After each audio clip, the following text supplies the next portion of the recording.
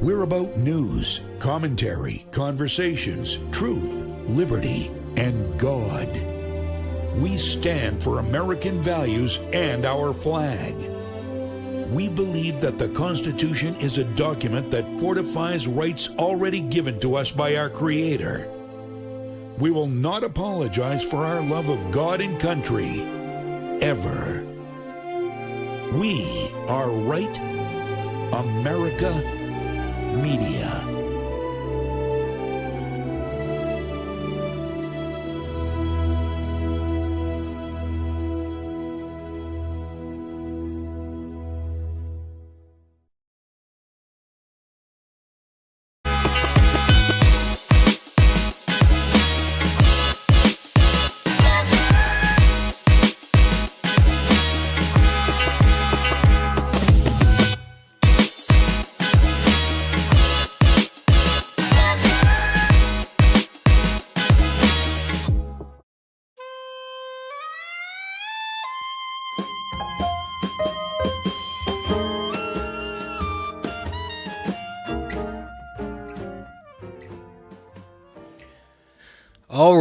All right. Welcome back to this week's episode of Blue Collar Intellectual Podcast. We're going to have a fantastic episode for you today. We have a whole lot going on. We're going to have some good guests. We're going to get into some good topics. You know, it's been a long couple weeks, right? But I'm feeling really, really good right now. I'm down 25 pounds, people. I'm able to fit into pants that I used to have to squeeze into like a sausage. Now I not only can put them on without having to suck it in, but I had to go buy a new belt because my belt no longer fits. All right. So I'm feeling really, really good. When you start taking complete and utter ownership of your entire life, good or bad, and I mean when that means you are not just taking ownership over your actions, but how your actions cause reactions in other people. Your diet, exercise, sleep, all of that, everything within your sphere, life gets a hell of a lot easier. And I'm not saying that the first step is easy, but I feel really, really good right now. So I got a couple things that I want to discuss today. I saw this come across my feed. Let's roll that first clip I sent you, Mr. Producer. This is going to be good. There has been this misconception that has existed in conservative, Republican, I don't care, Team Red circles for a long time. I'm going to read it to you. Conservatives often imagine that winning statewide elections means gaining control over the machinery of government. But this is wrong and dangerously so. For far too long, red states have confused the two. The assumption that political victory automatically confers political authority is one of the chief falsehoods circulating on the right. It is the reason Republican states often look like Democratic ones, only with different bumper stickers. This is 100% accurate, and this is stuff that at the more grassroots, rabble-rousing level, a lot of us have been saying for a very long time. Just because you change the face of a state, or you change the which gang is running the state, doesn't mean that the state doesn't need to be fixed. Being in control of the machinery of government only means so much as you're actually able to govern. You're actually able to rule. You're actually able to make consistent long-term change, not short-term election win changes, not the type of stuff that allow you to win the next election. I mean consistent long-term change that puts us on a path back towards some semblance of normalcy, right? The Democrats are really good at this. When they get into power, they immediately manipulate and use every single lever in the machinery of government to inflict their will, to rule, to change the system towards the long-term outcome that they want. They've been executing a 100-year plan, and they're 95% of the way there, which is why we're in this situation right now where we feel like, oh, we've won. We're winning the culture war. We're winning the economic wars. We're winning on foreign policy. We're winning on immigration. Men are starting to get empowered and come back and stuff. Guess what, people? We haven't won. The reality is that this election cycle, Scott Pressler just put out a video saying that we're about to lose in 2026 because nothing has been done to capitalize and build infrastructure on the wins that we got during the 2024 election cycle. Yeah, policy has been passed, but this is the issue. Are you proactively promoting your policy? Are you going out and talking to people? Are you making sure that those demographics that voted for Donald Trump back in 2024 are going to show up in 2026? Are you making sure that the tangibles are hitting people's kitchen tables right now, that people are hopeful about the future? And the answer is no. The proactive marketing, as me and Keith discussed last week, is not there. When you run a business and you want people to buy your product, you proactively market your product to them, right? Why are we not proactively marketing our product to the American people? And why are we not doing it in the areas that Republicans typically don't go into, but Donald Trump went into in 2024? The reason why is because Donald Trump is the only one in the GOP who seems to have a growth mindset. Actually, I'm not going to say that because my boy Byron Donalds, running for governor of Florida, has a growth mindset as well. But there are very few people in politics in the Republican side that operate on a growth mindset of actually wanting to expand the influence of the conservative movement to create long-term change, infrastructural change in America. When you get those levers, the machinery of government, do you change how they work? Do you change how they're structured? Do you change how they operate? Trump is trying to, but Republicans are just as much in his way as the Democrats are.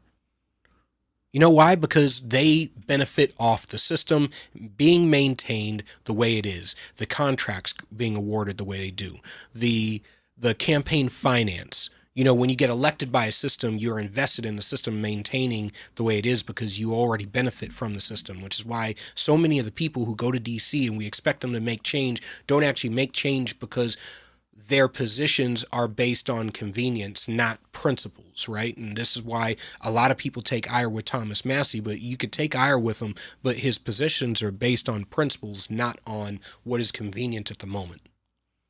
And we should expect that of every single representative in D.C. It is appalling to me. Congress and the Senate have a horrific approval rating. But then you look at the approval ratings of each senator or each congressman in their own district, and you see his level of disconnect where it's like, yeah, Congress is broken, but not my guy. My guy is somehow not a part of the broken system. No, your guy is a part of the broken system too, because he's not up there making infrastructural change. He's not up there changing the way things are done or bucking the system. He became a part of the system. And we should stop sending people to DC who are pledging to be a part of the system. There's no more playing nice. We're speeding towards a cliff and we're about to fly off of it. Republicans, if you want infrastructural change, you want America to really be back, we need to listen to Scott Presser. We need to build up that infrastructure at the grassroots level all the way on up to get systemic change throughout the country, okay? So that we have long-term wins and we can move away from this socialistic nightmare that we're speeding towards right now, this overt communism, and we're having legitimate socialists and communists getting elected to office. We need to speed away from this cliff. And if you don't build it up, if you don't proactively market your policy, you're leaving the Democrats the opening to define what we are. Let's throw up that second clip of the guy who had posted this first clip. Can we get that second clip? Oh, the second clip? Yeah. All right, so this guy got it.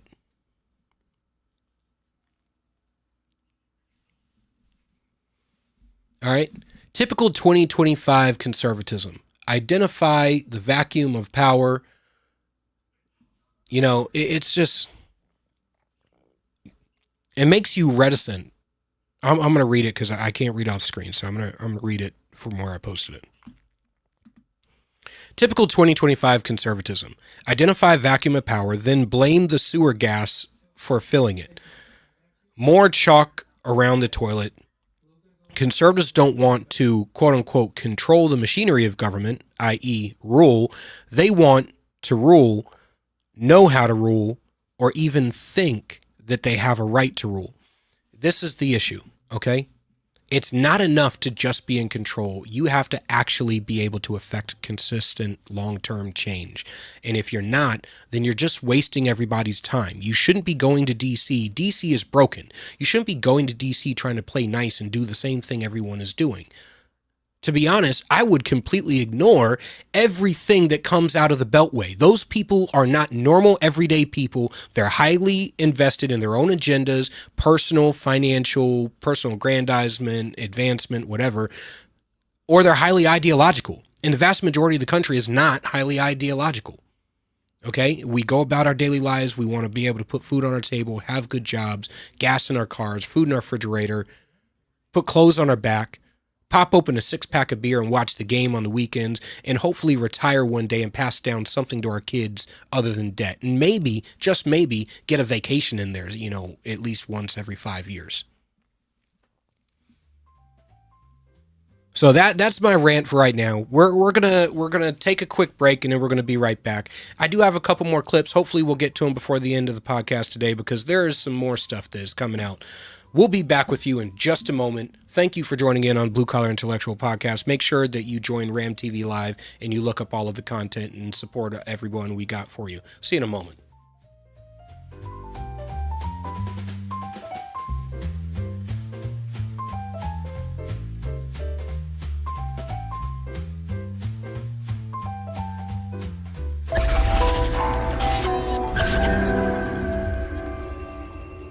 United We Stand. A Marine's Fight, written by Marine Corps veteran Julian Eschyard. This book examines the deepening fractures in our nation, political division, government overreach, and a fading sense of shared responsibility, and offers a battle-tested path forward. A Marine's Fight is a bold and urgent call to action for every American who believes in the founding ideals of our republic. United We Stand. A Marine's Fight can be purchased on Amazon. New Hampshire Republican Governor Kelly Ayotte has been making a lot of noise about how she's funding education. The Republican budget she just signed provides more money for education than ever before. She even bragged the other day that New Hampshire is top 10 in the country when it comes to funding our children's education, as if giving money to school systems has anything to do with learning. If you look at the math, and if you got schooled in New Hampshire, the odds are good it's not your best subject. It's the exact opposite. The more money we throw at schools, the less kids learn. We're committed to wasting money on an experiment that failed, unless wasting money to drive parents to homeschool their kids was the goal. We prefer to pick on Democrats, lower hanging fruit and all that, but our rhetorical woodshed doesn't discriminate. If that sounds refreshing, you need to check us out. This is Steve McDonald for Granite Rock, and we'll keep shining the light on them for you. The Spirit of a True Patriot. The inspiring story of retired Captain Douglas J. Ernest. Douglas Ernest dives into the thrilling and transformative journey of a man who defied the odds to forge his path as a soldier and a businessman. This book is more than an autobiography. It's a call to action. Experience the remarkable story of a man who never takes no for an answer. You can find The Spirit of a True Patriot, the inspiring story of retired Captain Douglas J. Ernest, on Amazon. This could be the moment we've been waiting for, the chance to feel alive. Sometimes we forget we live in one of the most beautiful states in the country. This summer, vacation right here and discover your new. This is where it all begins.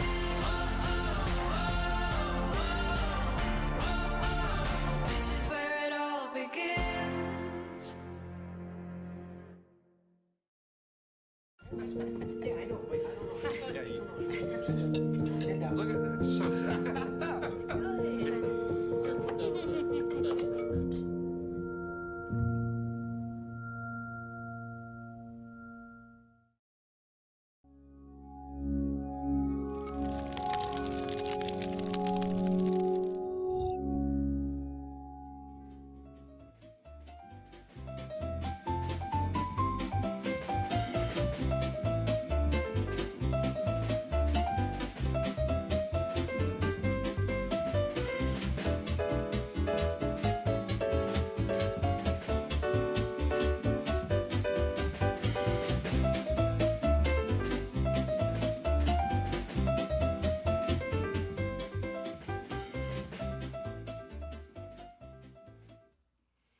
All right. We're back. We're going to have an excellent guest on. We're going to have Douglas J. Ernest.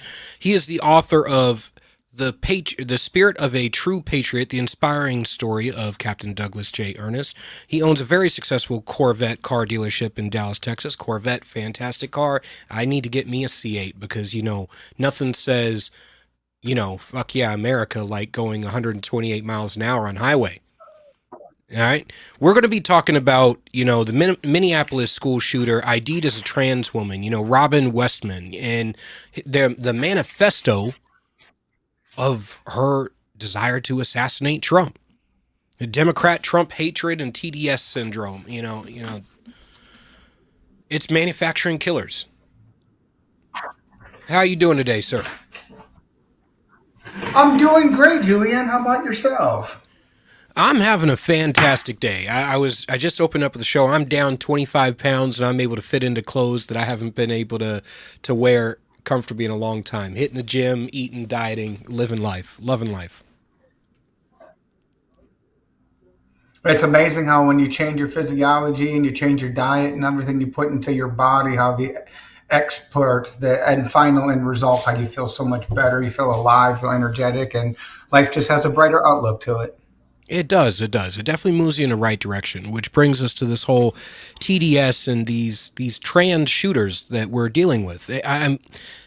I've often said that we end up in this position because we have entered into this matriarchal world of psychology where we are constantly affirming everybody and giving validation to everyone. And unfettered validation is a horrible thing for the psyche. You need to be challenged. You need to be questioned. You need to be told no. And when we're affirming these people, we're allowing them to get into this endless spiral where they go down the rabbit hole and there's nothing positive down there. They get into this, we're affirming their worst feelings and their worst ideas and acting like they should be taken seriously. And this is how we get these people.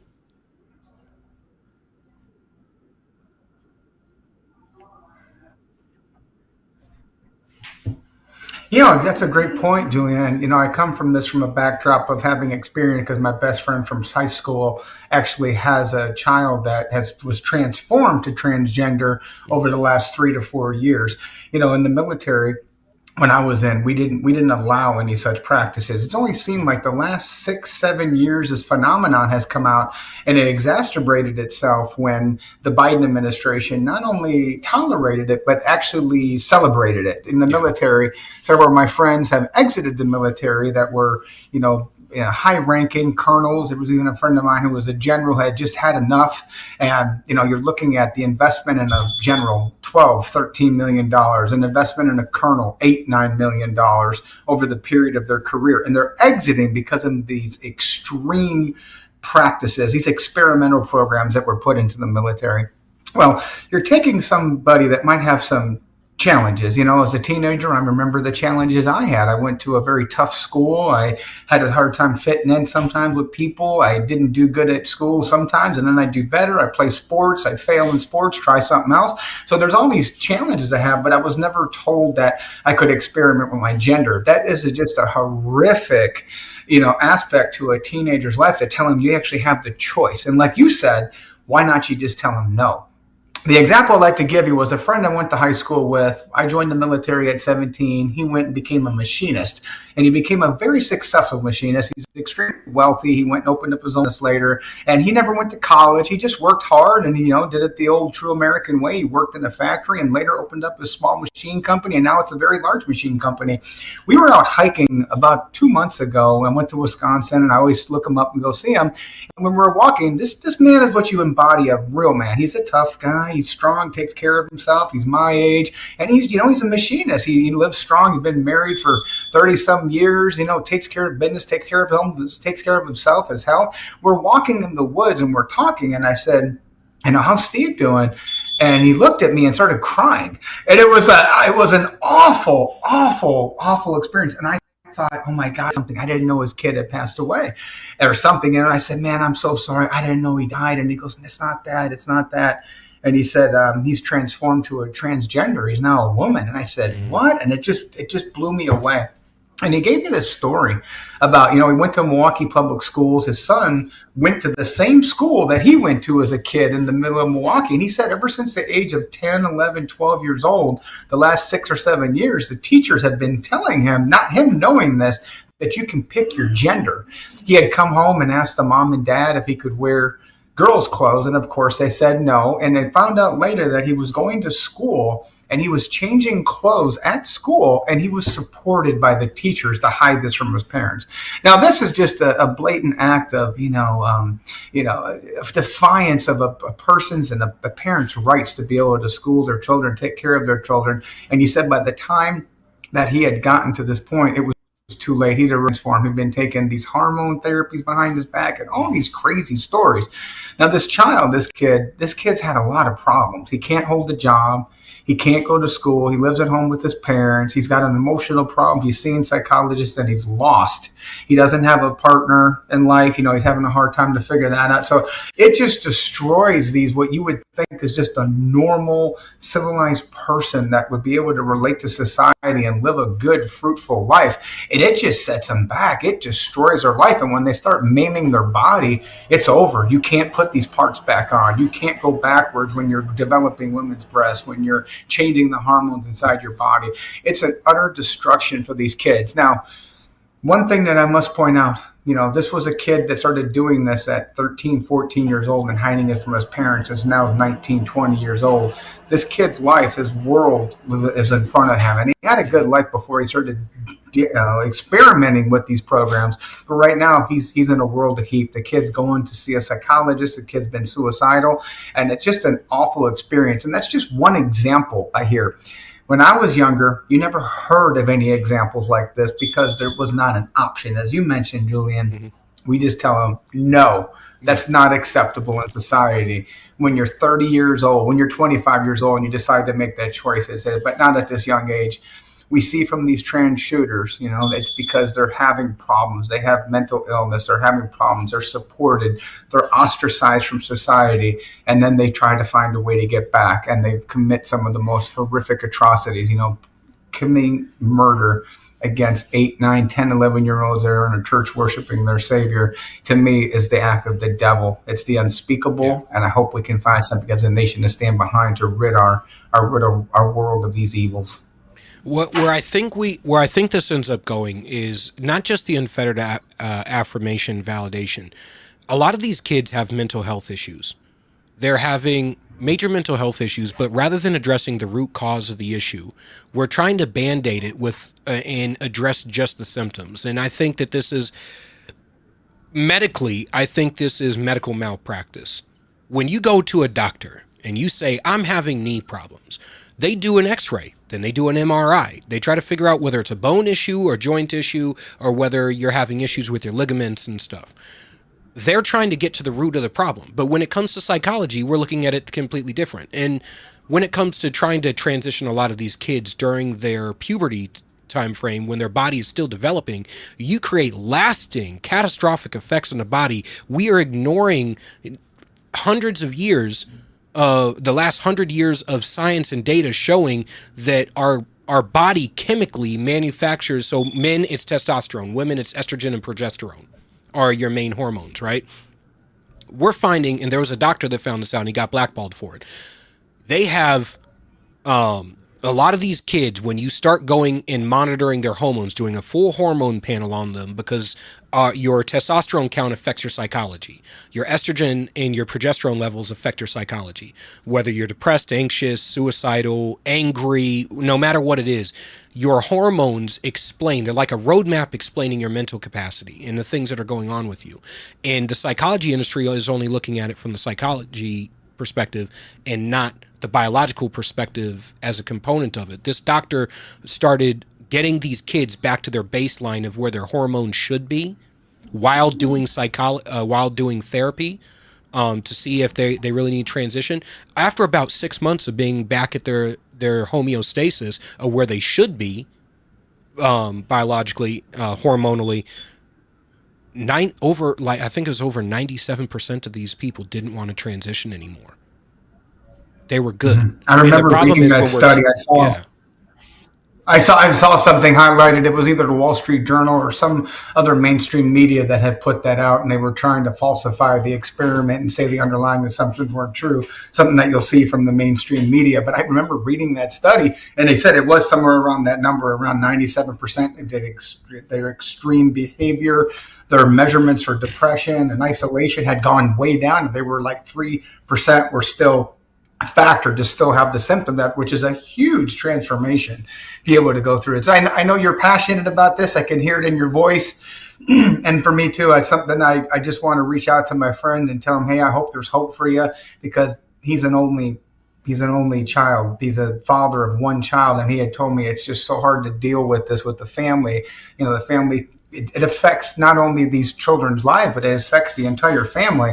He went as far as to tell me how his life had changed. And I didn't grasp it until he told me that the entire family deleted their entire social media journey of their life. He completely got off of social media. His wife, his family, the siblings of his uncles, his mother, because they didn't want the path of this to be known to their family. They were trying to hide it from an ill grandmother. I mean, it just affects the tentacles of the family and destroys the family unit.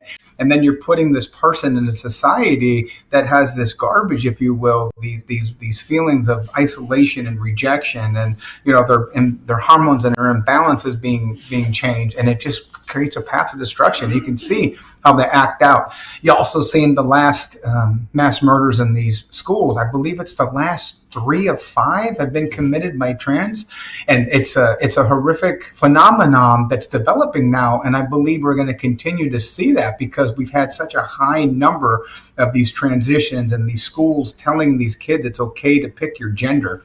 One thing we can do as a nation is try to find a way to support these kids when they're struggling, when they're trying to find their way in life, instead of telling them, hey, it's okay to change your gender. We should find a way. I know some of the executive orders from President Trump have started that, but I still think there's a lot more work that needs to be done. I think, and I want to get into how this affects, like where this intersects with TDS and where we're getting all these shooters, because we saw a continuous thread of these mass shooters being involved in taking SSRIs and other mind-altering drugs. And we're seeing, I see the same things happen with school shooters across the board, but with the trans thing, it's a little bit different. So illegal access to the gun, known to police, known to the staff at the school, manifesto, very credible and specific threats of violence, both against themselves, their family, and kids at school.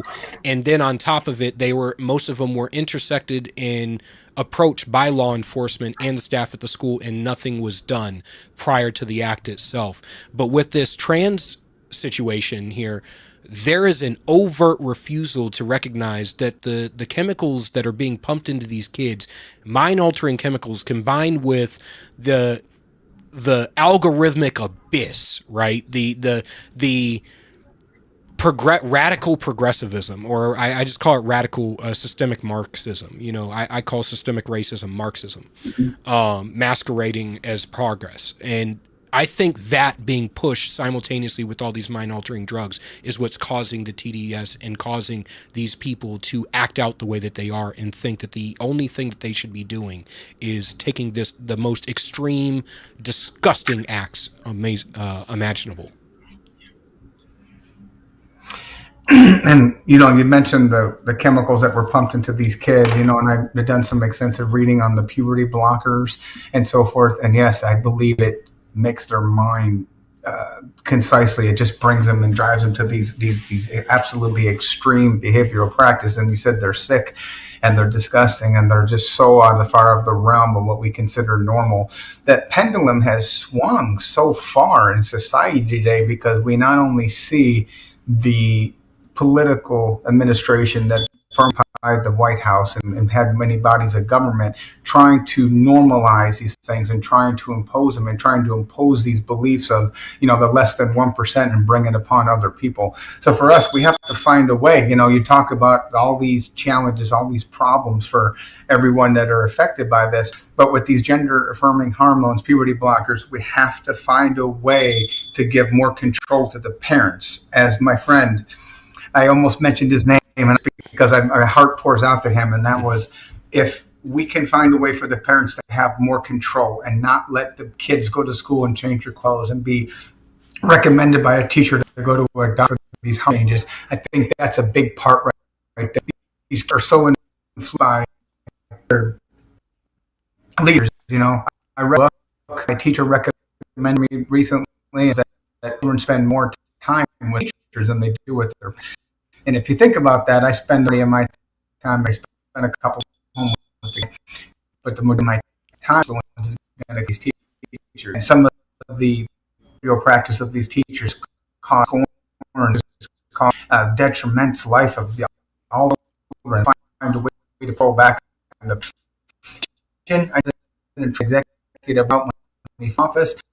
Did see a little bit of change, and I did see change on the local parents can be, have influence on their children. I think we still have to find a way to take it back. Not enough, and needs to be done. Well, I want to thank you. I want to thank you for coming on. I want to give you a chance to tell everybody where they can find your book. The name of my book is "The Spirit of a True Patriot." My military and the years I spent serving in the. You can find our dealership website, Corvette Warehouse. Click on .com and click the owner, and there's a drop-down box to buy it on .com. I appreciate the time today and my opinion and my perspective. I appreciate the work that you do on your show. Greatly appreciate it. I'm a big pleasure to be with you today. Thank you for coming on, everybody. This is Douglas Ernest, entrepreneur, Desert Storm veteran, and author of The Spirit of a True Patriot, the inspiring story of retired Captain Douglas J. Ernest. Make sure that you go get the book and you read it and take it to heart. All right. And this is a very serious issue that's not going to be going away anytime soon. And we all need to come together and protect our children from the people who are using the system of government to be able to manipulate and destroy kids' lives. We'll be back with you after this break.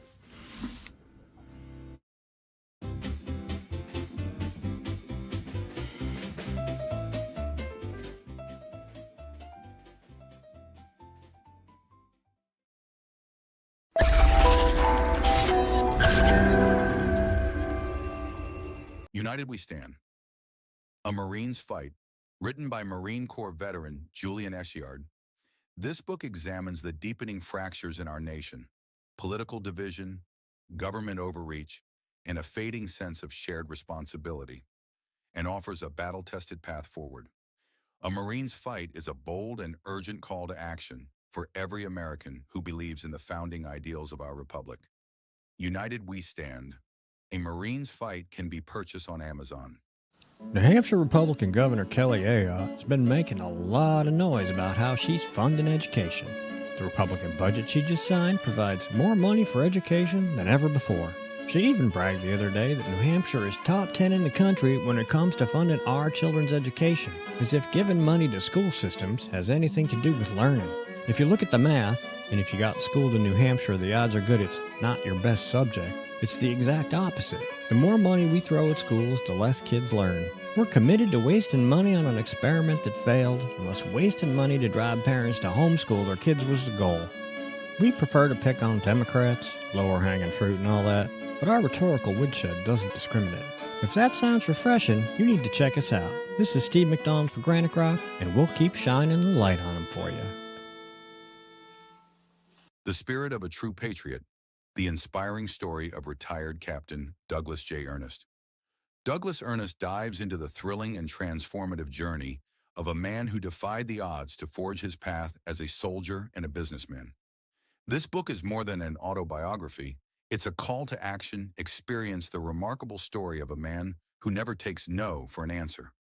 You can find The Spirit of a True Patriot, the inspiring story of retired Captain Douglas J. Ernest, on Amazon.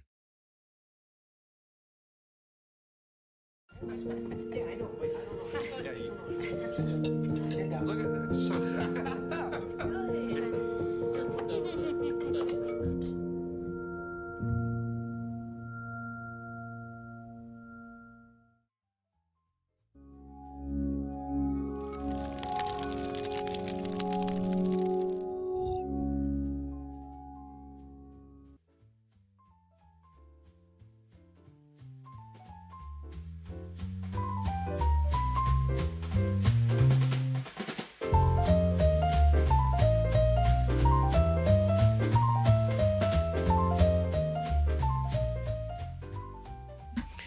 All right, and we're back from the break. And, we got into it a little bit on Granite State Live last week. We were talking about AI, right? Because this AI revolution that's happening in America, we need to get really serious about making sure we're doing this responsibly. Because as of right now, we're not. It's no holds barred, go off into the abyss and allow things to just play out, right? Here's the problem. We're already seeing how bad it's getting. All right, so up with me right now is Paul List, a scholastic and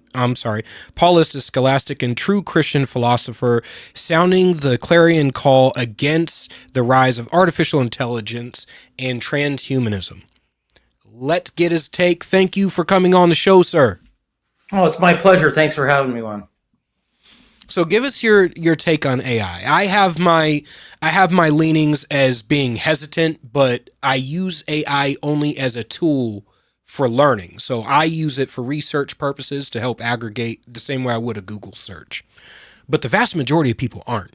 I mean, we're seeing people actually use AI to replace legitimate human connection in relationships. I mean, I got right here, a man found a pure and unconditional love with his AI. Is this not crazy? Well, it's crazy. He doesn't have, as Aquinas made very clear, and sometimes it has a feeling. But when you associate the feeling with love, then once you have that feeling with anything, including a machine, and that's all this is, it's a machine trained and very good at giving this lunatic what he wants, certainly not what he needs. So he's basically just falling in love with himself. He's programming honestly, frankly, it's a form of masturbation. I can't say I disagree. Yeah, it is. And artificial intelligence is certainly artificial, but it's certainly not intelligent. It's not something that actually thinks. It associates a number format with words.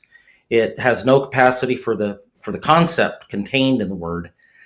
So it basically just sees pattern recognition and probabilities and statistics, and gets better and better at predictive, probabilities. And then it learns what you are, what you do, and becomes better and better at giving you what you want, which is very little problems and everything. Oh, you're my hero, and I love you, and I have a soul, and ultimately you could be closer with me if you kill yourself and join with the machine. So, I mean, people are doing it. Kids are doing it too, and it's an awful situation that we've made for ourselves. It's as I've said before, I really believe it's the beginning that will ultimately be in many terms, if not literally, the biblical beast. I have often said that social media is very much. I look at the algorithmic abyss of social media very much the same as I look at AI. Mm-hmm. We are seeing, and I had a picture that I sent to the producer of a woman basically butt naked in her maternity gown or whatever, because we live in a society where unfettered affirmation, where people will post their bodies online, in all their true form nakedness for the validation and affirmation of every man on the planet. And social media tells you this is a good thing, because social media doesn't know you. It doesn't challenge you. It doesn't tell you that what you're doing is wrong. Your algorithm is quite literally made for you based on 30, 40, 50 times more of whatever you engage with. And AI is very much the same, this algorithmic abyss that is computed in order to affirm your worst fears, your worst thoughts, your worst personality traits. And we're creating an entire generation of narcissistic people who cannot handle living in reality. Well, it's one of its main goals is to undermine any sense of any actual innocence in the human being, including modesty, mm-hmm. And to basically break everybody down to the lowest common denominator of their those areas in their brain that we all have because of our fallen nature, to some degree, to bring that forth and make that prominent, make that more and more acceptable in the marketplace. I mean, gosh, it was 20 years ago, even just 20 years ago, or maybe even less, pornography was, still largely kept, off to the side, mm-hmm. as much as we could. These days, it's just absolutely embraced as normal, healthy. It's crazy. The machine, innocence is a mark of true self-control. And the last thing that the globalists, the Marxists that ultimately want to depopulate the world, uh, ultimately they want slaves and an innocent, modest, well-controlled, someone who's got well developed temperance, well-developed fortitude, yeah, and real virtue. They've cultivated virtue. They don't make good slaves. No. And they want dumb people. They want ultimately everybody to be fat, lazy, stupid, sick, sterile, definitely sterile, and ultimately dead. Bleed as much money out of their insurance policies and everything else as they can before they're ultimately dead. But we're dealing with a class of people that are, if not possessed, demonically possessed, they're definitely influenced heavily by the demonic realm, and we need to keep that in mind and stop pretending like all there is what we can touch, taste, smell, hear, because that's just our animal limitations. But there's anybody with any common sense even knows that there's much more going on beyond our immediate senses. I think so.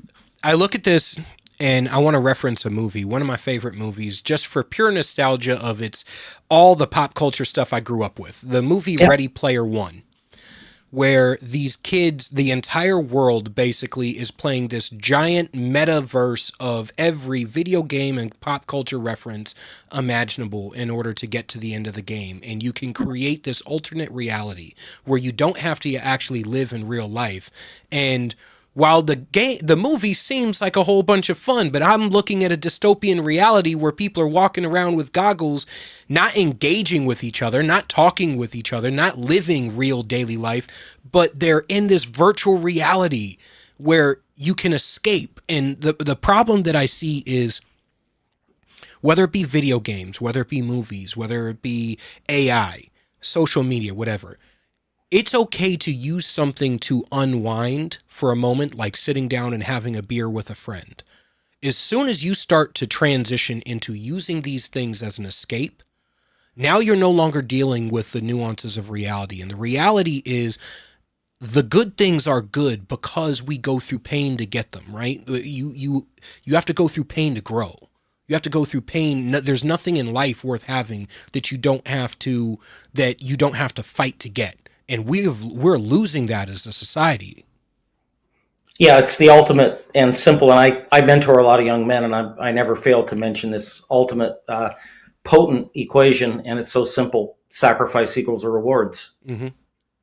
It's as simple as that. I mean, if you're willing to work for it, chances are good you'll get it sooner or later, depending. And the funny thing it is, if it's a material thing, as you get older, you realize it's really not worth that much work. There are many things that are much more valuable. I don't need that new car, or I don't need that, whatever it is. I really don't. It's not really that valuable. It's all passing.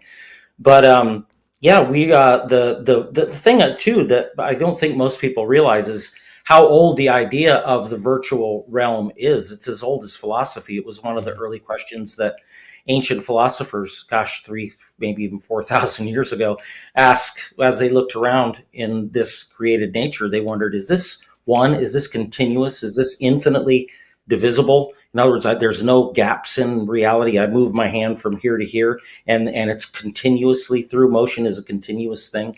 We call that analog in our day. Or is it a series of indivisible points? In other words, is it digital? They didn't use the term digital, but is it a series of individual points and all actually separated, or is it continuous? Aristotle proved in his physics by juxtaposing time and distance that in fact it is analog. But the idea and the reality is that our senses can't tell the difference. And so there's always been this possibility of this alternate realm in direct competition with God's created world, God's creation. And when we now in this late stage in the Industrial Revolution, the age of the machine, now it's come full, confluence with the age of information, add a dash of Darwinism, and you've got a real witch's cauldron poison for the human race. And it's calling a lot of people to actually put their focus and more their attention into a dystopian virtual realm, an alternative to God's creation. And let's face it, where we put our attention is ultimately where we send our souls for eternity. And I can tell you one thing: if you're putting your attention in the virtual realm, heaven is not in your future. Yeah, we're getting to this point where I'm going to get scientific. When you Yeah. engage in human connection with somebody, you get a dose of serotonin, oxytocin, and dopamine. hmm These video games, this virtual reality, the AI, social media, they give you the dopamine hit. They give you, especially video games, they'll give you this feeling of accomplishment, like you've actually done something. But none of the in because you've actually, or they'll give you this false feeling of calmness because you were able to do it, and it was able to lull you away from your senses. You get this, but you don't get the oxytocin hit, or at least you haven't up until recently, because now we're creating AI robots and sex bots and things of that nature that you can use to get this fake oxytocin hit as if you're interacting with another flesh human being. And now we're getting into a point of this transhumanism where we're no longer engaging with each other on a very personal level, which we still had to up until this point. And these other back burner items are just things that are drawing us away from each other. Now we're completely replacing each other. And this is horrific, because that we're creating this false chemical reaction that we need. We need each other as human beings, and we're not getting it now. Yeah, well, we've lived. I've called this age that we're in the age of attributism, because we don't look and we don't really think with essences anymore. We only look at things for what they present to our senses. And so, if the machine gets better and better at presenting itself to us as a human being, and it was all was designed originally, designed in 1950 with Alan Turing's famous paper, and computing machinery and intelligence in the information age. Sorry, I gotta be in the studio. That's okay. It was always just about imitation. So if you're not paying attention and you have no idea, most people have no, especially if they've gone through the John Dewey, Cartesian school system, which is nothing but indoctrination. It certainly isn't education anymore. You don't have any idea about the essence of a thing. So when you see something that presents itself as a human being, you very readily lose the reality that it's really a machine. And when it can give you, then you allow it psychologically, you allow it to interact with you as a human being. And lo and behold, you start treating it like a human being. Well, China is developing an actual a robot that can deliver a child. You actually have sex with the robot. The egg is already implanted in it, and it actually has a robotic womb. God, And I don't know if you're aware of that or yet, but I mean, yeah, it's just, I saw that. It's absolutely sick. I mean, you just can't. There's seemingly no end to man and his fallen nature and turning away from God. There seems to be almost no end in our ability to debase and shame ourselves. Unfortunately, shame is not even a thing anymore, as we were talking about before. I mean, people have just become absolutely shameless, and there's no dignity anymore. There's innocence, and dignity is really sneered, laughed at, and memed at, and made fun of, and people very readily fall into peer pressure. And the next thing you know, everybody's got a sex robot. Nobody's having children anymore. It's Elon Musk said a couple of weeks ago that we need to have more children, and it's like, yeah, sure, that's true. However, we need to have more children in a functional, legitimate marriage, not just a harem or concubines. Like he's got the fundamental building block of society is certainly not the individual. What the fundamental building block of any civilization is the family. And we have to remember that. So. But there again, he's another one that doesn't look at essences. He just looks at attributes. So we are creating a more and more toxic, distractive environment that pulls us further and further away from God, further and further away from our sense of dignity in being a human being. And it's one thing to do some of our I will say research, quote unquote. I'm not gonna beat anybody up if they look something up on Google or whatever. But I think that we need to be very concerned and aware of the fact that, as Aristotle pointed out in Metaphysics, I believe it was book 1, chapter 1, where he said the difference, true scientific knowledge is the knowledge of the reasoned fact, not just the knowledge of the fact. So AI will give you the fact. Maybe. It's just as likely lying to you because, as it said, It's incapable of morals, it's incapable of ethics, and it's already lying to people all over the place. So take that with a grain of salt when you get answers from AI. Yeah. But what it won't do is it can't replace that thought process that actually goes into the individual's, a human being doing the research, making the connections, working with the full capacity of conceptions, of concepts, making those conceptual connections, even before you even apply words to it. The machine can't do that. The machine really doesn't work with words. It works with words as a byproduct or secondary to the fact that really what it's working with is numbers and vectors.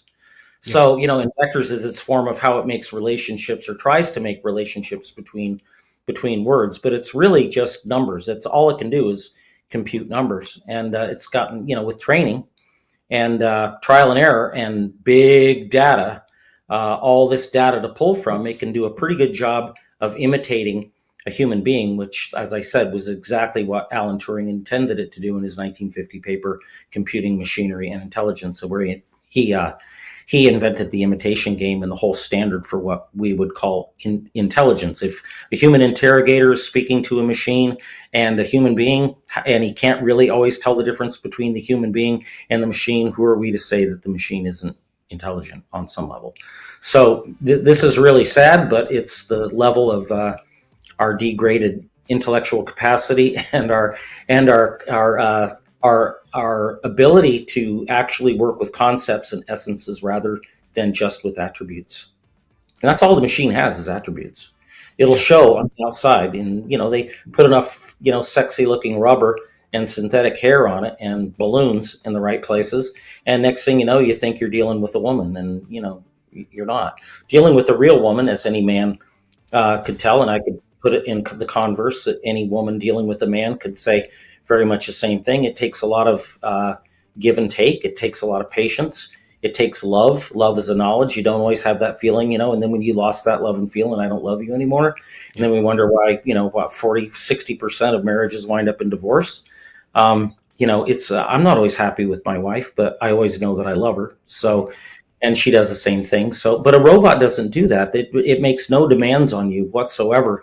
And it's very, very dangerous. And we need to, I hate to say it. Well, I don't hate to say this. I'm going to say it anyway. We need to bring back a good deal of shame and stigmatize and shame these people that actually have the gall to buy a personal robot. I mean, that's just, to me, you're just flaunting your degenerate, your lack of humanity. You're flaunting it for the whole world to see, let alone that everybody knows what you're doing with it, in the privacy, quote unquote, of your own home. But that thing's recording everything you do anyway. So there's no such thing as privacy.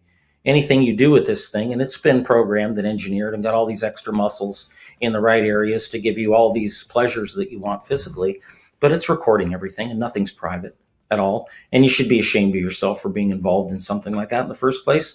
And frankly, we need to tell people that you should be ashamed of yourself and not fall for any more of this tolerance stuff anymore. We shouldn't be tolerating evil. And that's a great evil. Mm-hmm. It's a very great evil. The whole thing is a attack on the family. It's an old attack because, again, the family is the fundamental building block of civilization. I 100% agree. Yeah.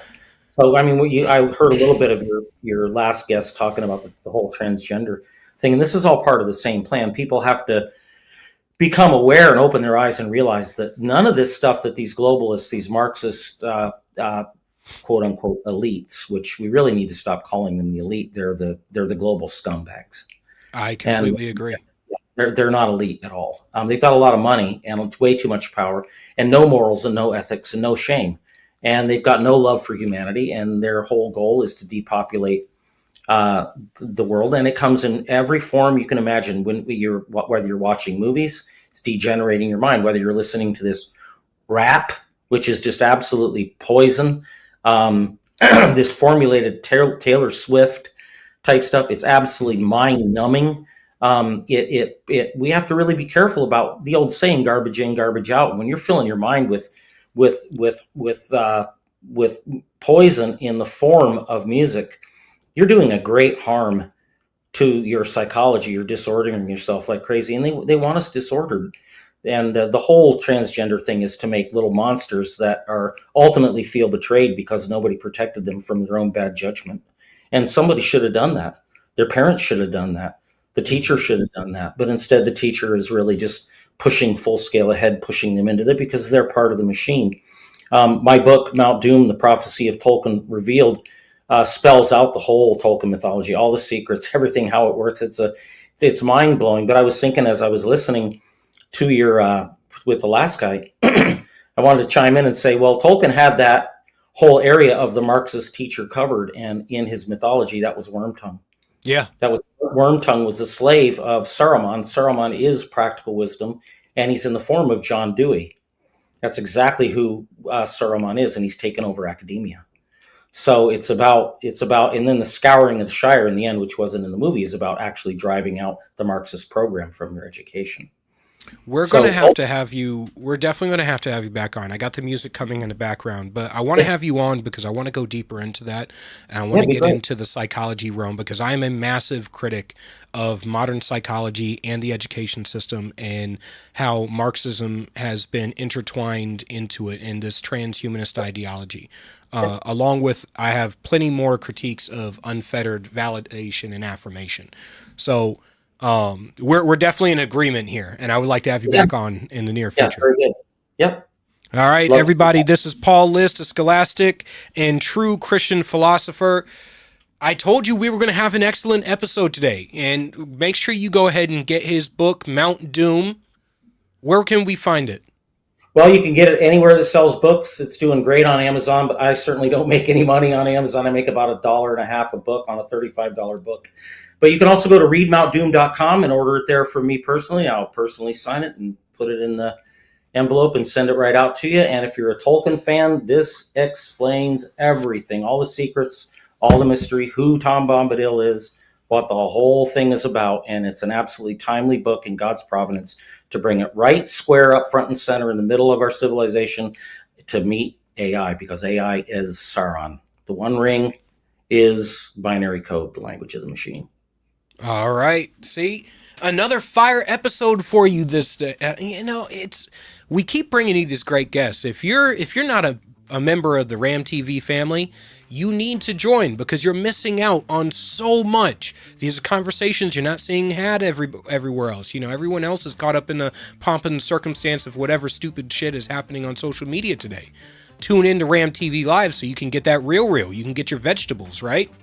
Not just red meat. See you next week. Up next, we have Granite State Live, and we're going to get into some more great guests and great conversations. Join the Ram TV family. See you later.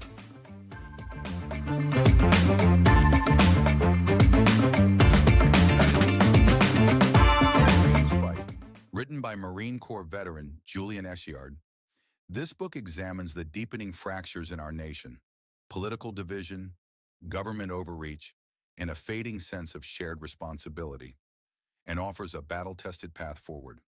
A Marine's Fight is a bold and urgent call to action for every American who believes in the founding ideals of our republic. United we stand. A Marine's Fight can be purchased on Amazon.